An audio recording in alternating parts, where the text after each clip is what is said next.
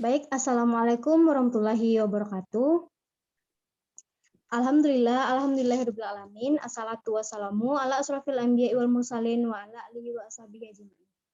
Pertama dan utama sekali, marilah kita panjatkan puji syukur kehadirat Allah Subhanahu wa taala yang telah melimpahkan rahmat dan karunia-Nya kepada kita semua, sehingga kita dapat berkumpul pada ruang Zoom kali ini.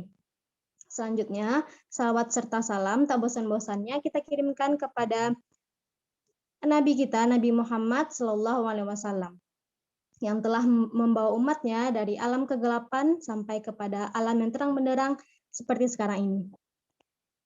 Yang terhormat, Ibu Rahmiati selaku dosen pembimbing mata kuliah pengantar kewirausahaan dan teman-teman yang sedang mendengarkan video ini.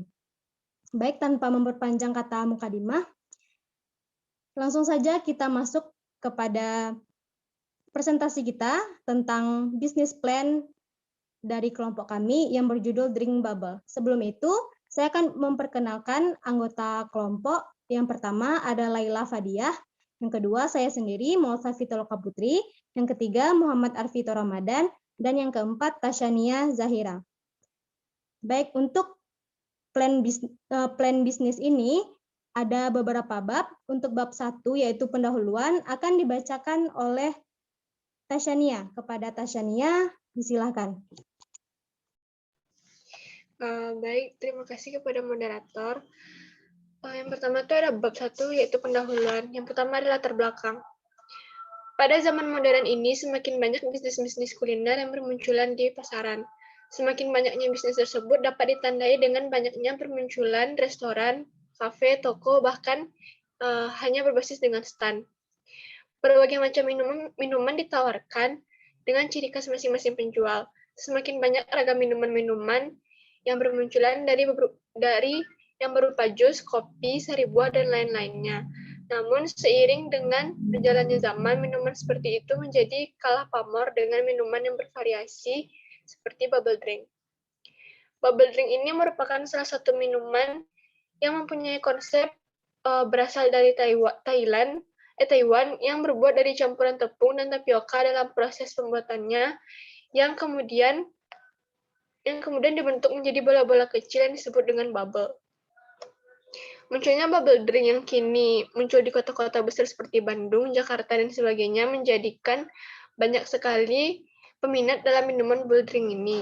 Seperti salah satunya Bubble Boba Bomb yang menjual berbagai varian rasa dan aneka topping yang melengkapi minuman ini seperti bubble drink.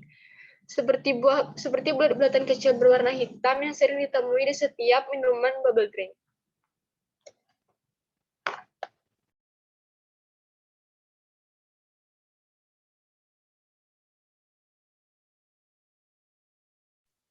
Silakan dilanjutkan, Tasya. Yang kedua ada visi misi dan tujuan usaha. Visi 1 menjadikan usaha ini sebagai usaha franchise yang dikenal dan diminati masyarakat Indonesia.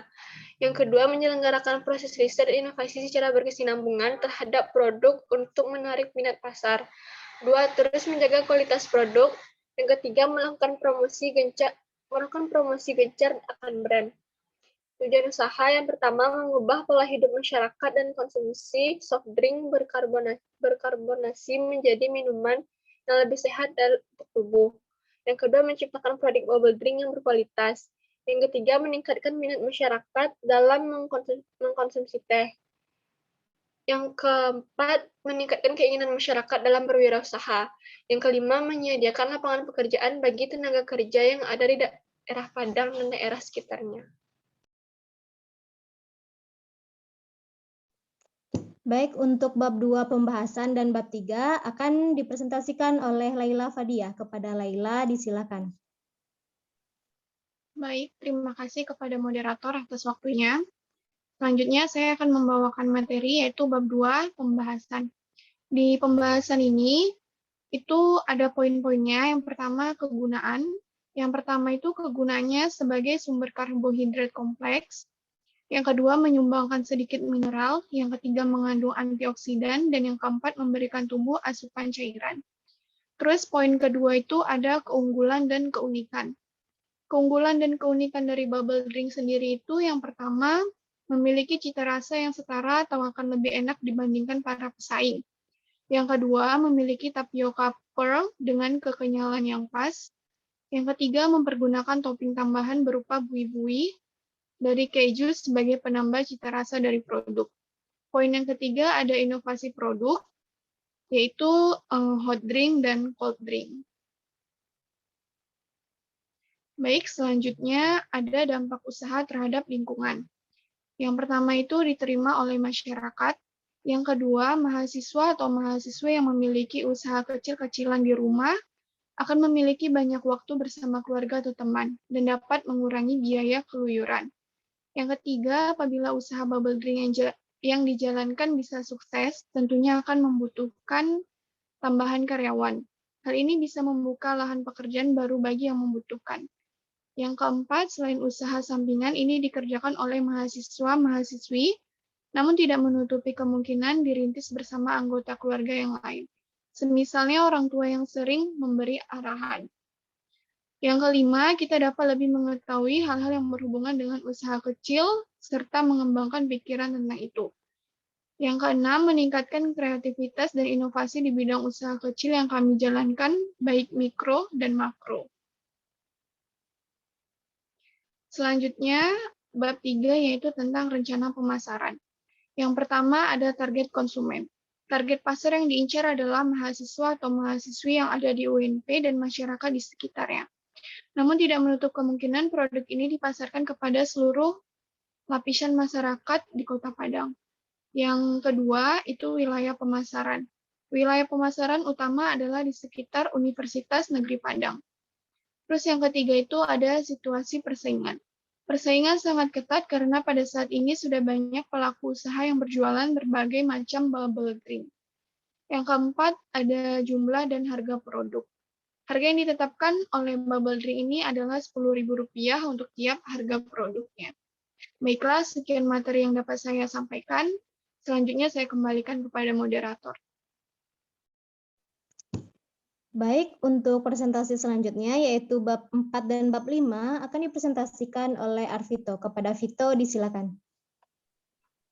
Baik, terima kasih moderator. Selanjutnya yaitu bab 4, rencana produksi. Pertama, bahan bakunya yaitu tepung tapioka, brown sugar atau coklat bubuk, kemudian ada garam, gelas plastik dan penutupnya, kemudian ada gula, kemudian juga ada bubuk drink boba aneka rasa dan warna, kemudian juga ada choco chips, dan ada sedotan, juga ada susu kental manis.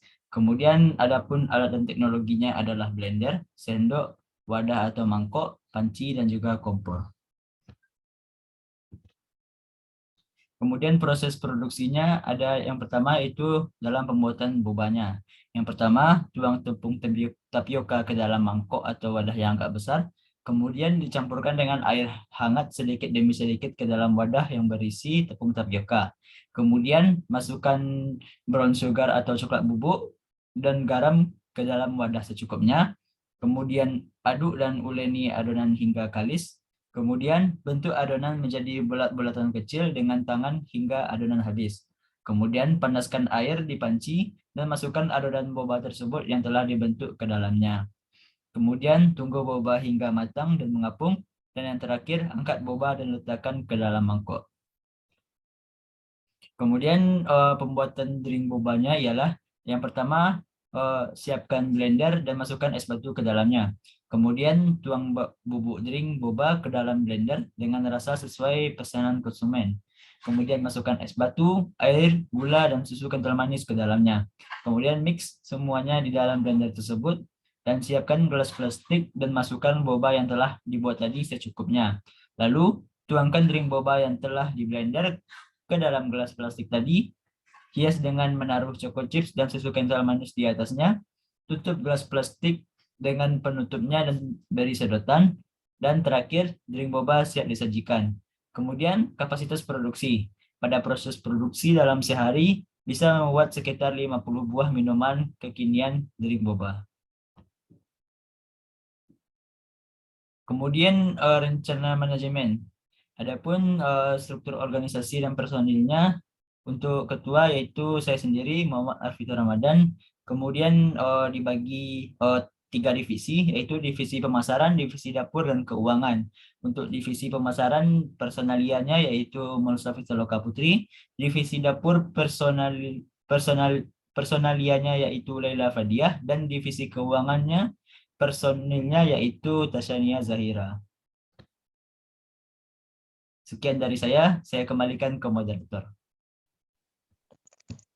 Baik, untuk bab 6 yaitu rencana keuangan akan dipresentasikan oleh saya sendiri. Untuk bab 6 ini atau rencana keuangan itu ada beberapa poin. Yang pertama adalah kebutuhan modal kerja, yaitu untuk sumber pendanaan, total modal yang diperlukan adalah kurang lebih sekitar Rp326.000. Modal tersebut berasal dari dana pribadi anggota sebanyak 4 orang, dengan total modal untuk bahan baku adalah Rp226.000 dan lebihnya yaitu Rp100.000 untuk biaya administrasi dan operasional. Untuk kebutuhan modal kerja yang dibutuhkan untuk drink boba adalah kurang lebih sebanyak Rp100.000. Selanjutnya, untuk perincian harga bahan baku untuk produksi, yang pertama ada tepung tapioka dengan banyak satu pak dengan total harga Rp20.000. Yang kedua brown sugar atau coklat bubuk atau bisa diganti dengan beberapa macam varian rasa lainnya seperti stroberi atau yang lain. Banyaknya yaitu 1 bungkus dengan total harga Rp15.000, gula 1 kg Rp15.000, garam 1 bungkus dengan harga Rp5.000, gelas plastik dan penutupnya 50 buah dengan kisaran harga Rp30.000, bubuk drink bubble beraneka rasa sekitar 50 buah, harganya Rp100.000, choco chips sebanyak 1 buah atau 1 pak itu Rp16.000, sedotan 50 buah itu Rp10.000, susu kental manis 1 kaleng itu Rp15.000, dan total keseluruhan untuk bahan baku yaitu Rp226.000.